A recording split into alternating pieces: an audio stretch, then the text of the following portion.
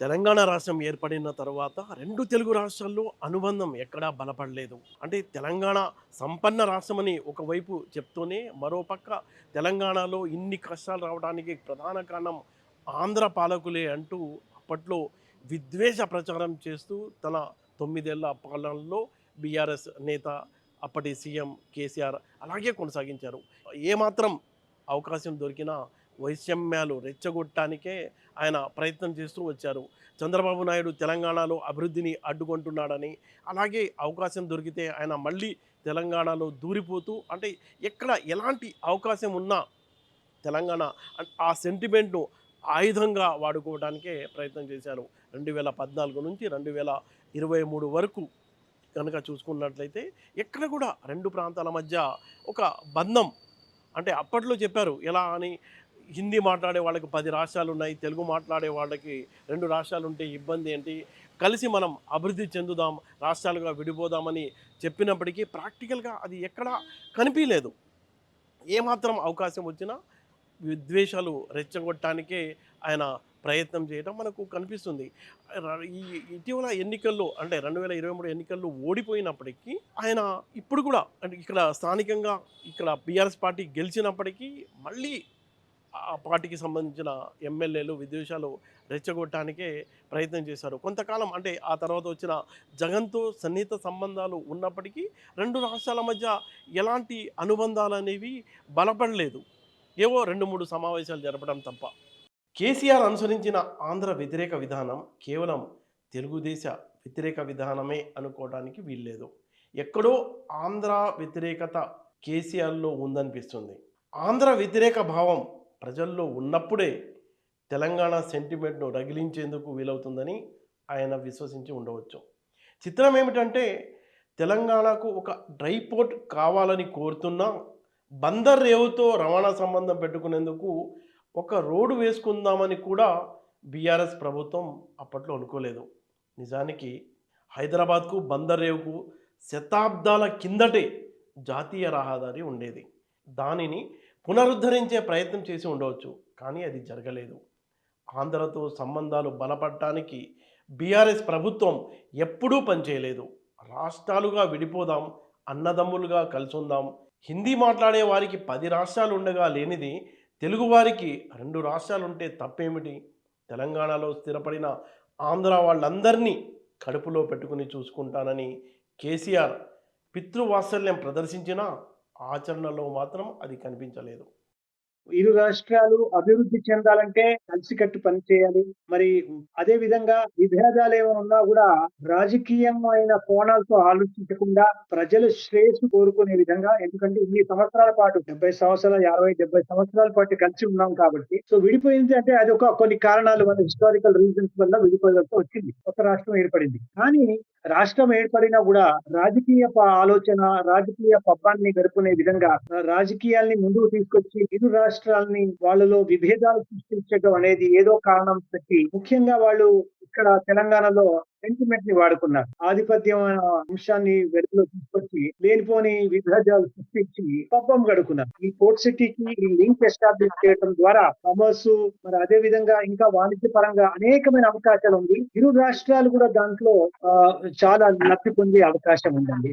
కాబట్టి మనం స్వాగతించాలి.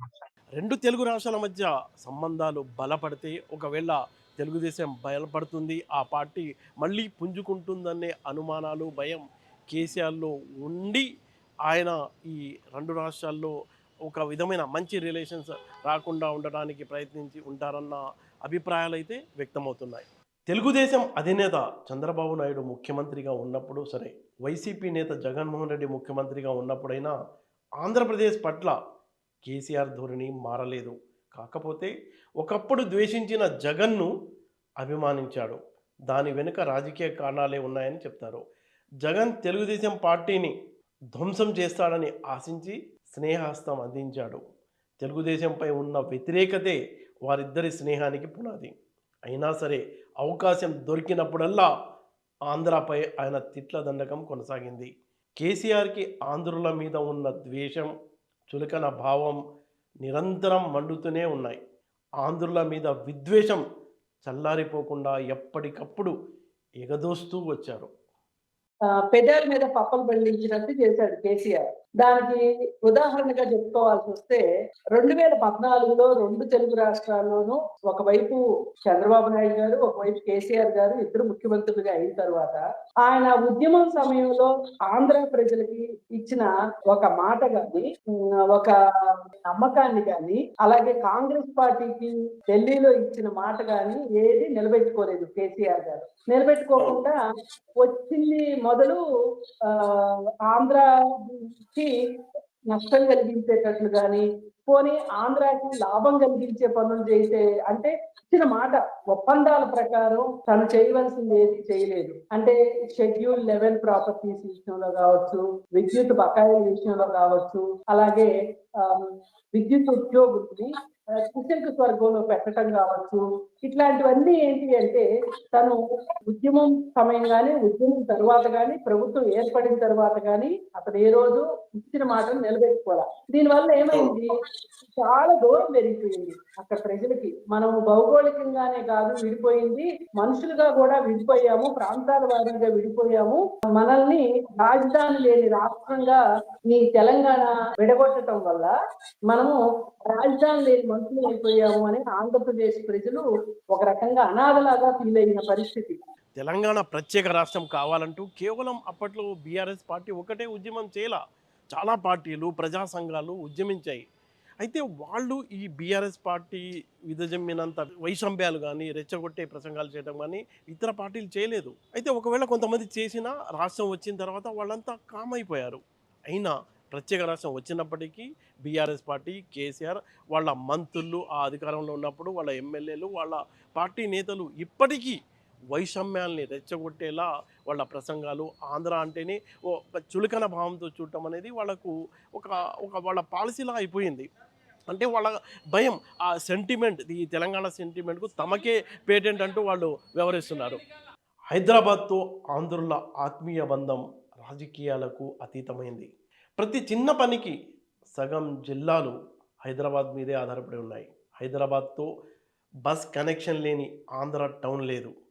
హైదరాబాద్ అనుబంధం లేని ఆంధ్ర కుటుంబం లేదు.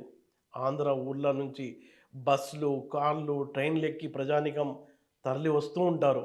వీరంతా సంక్రాంతి వంటి పండగల వేళ సొంత ఊళ్ళకు వెళ్ళినప్పుడు హైదరాబాద్ నగర రోడ్లన్నీ బోసిపోయేలా కనిపిస్తుంటాయి. రాజకీయం కోసం ప్రాంతీయ వైషమ్యం కొనసాగించాలనుకోవడం ఎవరూ హర్షించరు. ఇలాంటి నేపథ్యంలో ఇప్పుడు తెలుగు వాళ్ళంతా హర్షించే పెను మార్పుకు కాంగ్రెస్ ప్రభుత్వం చర్యలు తీసుకుంటుంది. కేసీఆర్ గారు ఏదైతే మంత్రం చెప్పారో అవన్నీ ఇతను నిజం చేసి చూపిస్తున్నట్లుగా వరుసగా మనకు కనిపిస్తుంది. ఎట్లా అంటే ఇప్పుడు ఆ రాష్ట్రానికి ఉన్న బాధ్యతలు తీర్చడం కావచ్చు, అలాగే షెడ్యూల్ 11లో ఉన్న ప్రాపర్టీస్ ఏవైతే ఉన్నాయో అవన్నీ పంచుకోవటం కావచ్చు, బల కుర్చీలు కూడా ఇవ్వని పరిస్థితి గత 10 ఏళ్లలో. అంటే ఆంధ్ర మీద, ఆంధ్ర ప్రాంత ప్రజల మీద కేసీఆర్ ఎంత కక్ష చూపించాడో అర్థమైంది మనకి. రేవంత్ రెడ్డి గారు వచ్చిన తర్వాత ఈయన తీసుకుంటున్న విధానాలు కావచ్చు, చర్యలు కావచ్చు, నిజంగా ఆ ప్రాంతానికి ఈ ప్రాంతానికి ఒక మంచి వారధి అయ్యేలాగా రేవంత్ రెడ్డి గారు వ్యవహరిస్తున్నారు తప్పితే కేసీఆర్ ఏ రోజు అలా వ్యవహరించలేదు. 2 తెలుగు రాష్ట్రాలు ఒకరికొకరు సహకరించుకుంటూ ముందుకెళ్లడం ఎలా అనే విషయం ఇప్పుడే మొదలైంది అని అనిపిస్తుంది. ఆ నమ్మకం కలుగుతుంది. 2023 ఎన్నికల్లో కాంగ్రెస్ పార్టీ అధికారంలోకి వచ్చింది.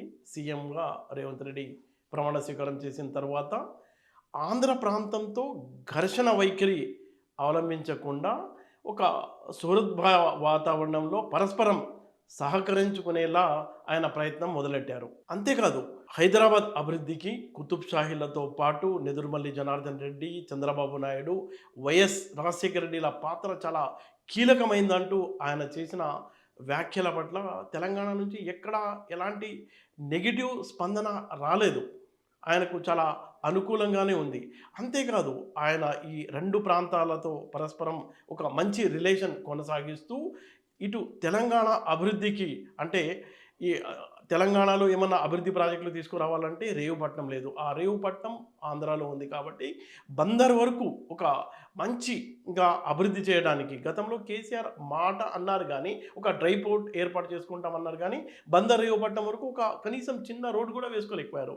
ఇప్పుడు రేవంత్ రెడ్డి కేంద్రంతో ఒప్పించి 14 లైన్ల గ్రీన్‌ఫీల్డ్ హైవే కోసం, దాంతో పాటు ఒక రైల్వే ట్రాక్ నిర్మాణం కోసం కూడా ఆయన ప్రయత్నం చేస్తుండడం, ఇవి 2 గనుక వస్తే 2 ప్రాంతాల మధ్య అటు ఆంధ్ర, ఇటు తెలంగాణ ప్రాంతాల మధ్య ఈ హైవేకు ఇరువైపులా అద్భుతమైన అభివృద్ధి జరిగే అవకాశం ఉంది. 2 ప్రాంతాల ప్రజలకు కూడా ఇది ఎంతో లాభం చేకూరుతుంది. ఒక పక్క తెలంగాణ రాష్ట్రం సంపన్న రాష్ట్రం అంటూనే కేసీఆర్ తెలంగాణ కష్టాలకు ఆంధ్ర పాలకులే కారణమని 10 ఏళ్ళు అంటూ వచ్చారు. ఇది తప్పని రేవంత్ రెడ్డి చెప్తున్నారు. బీఆర్ఎస్ 10 ఏళ్ల పాలన దుష్పరిణామాల వల్ల ఇప్పుడు అప్పులకు వడ్డీ కట్టలేని పరిస్థితి వచ్చిందని చెప్తున్నారు. కేసీఆర్ కుటుంబం ఎలా అవినీతికి పాల్పడి ఆర్థిక వ్యవస్థను నాశనం చేసిందని ఆరోపిస్తున్నారు. దీని మీద విచారణలు మొదలయ్యాయి. 10 ఏళ్ల పాలన ఒక కుటుంబం కోసం సాగిందని ఆయన రుజువు చేసే ప్రయత్నం చేస్తున్నారు. అదే సమయంలో హైదరాబాద్ అంతర్జాతీయ నగరం కావడంలో ఉమ్మడి రాష్ట్రాల ముఖ్యమంత్రులైన చంద్రబాబు నాయుడు, వైఎస్ రాజశేఖర రెడ్డిల పాత్ర గురించి ప్రశంసించడం మొదలెట్టారు. ఆయన తనకు చంద్రబాబు ఆదర్శం అంటున్నారు. అంతేకాదు తెలంగాణలో వైఎస్ పాలన వస్తుందని అంటున్నారు. వీళ్ళందరినీ విస్మరించి హైదరాబాద్ అంతర్జాతీయ నగరం కాలేదని ఆయన అనడం విశేషం.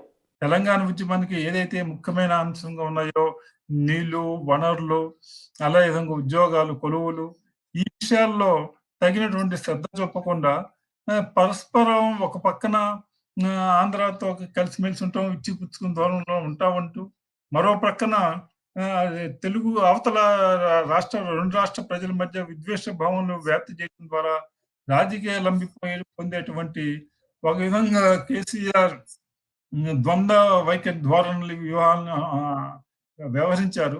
దానివల్ల ఆయన అంతిమంగా రాజకీయంగా కూడా దెబ్బతినాల్సి వచ్చింది. 2 రాష్ట్రాల మధ్య ఉన్నటువంటి వివిధ సమస్యలు, అది సాగునీటి సమస్యలు కావచ్చు, లేకపోతే ఇతర విభజన సమస్యలు కావచ్చు, ఇచ్చిపుచ్చిన పరిష్కారానికి చొరవ తీసుకుంటారని ఆశించాం.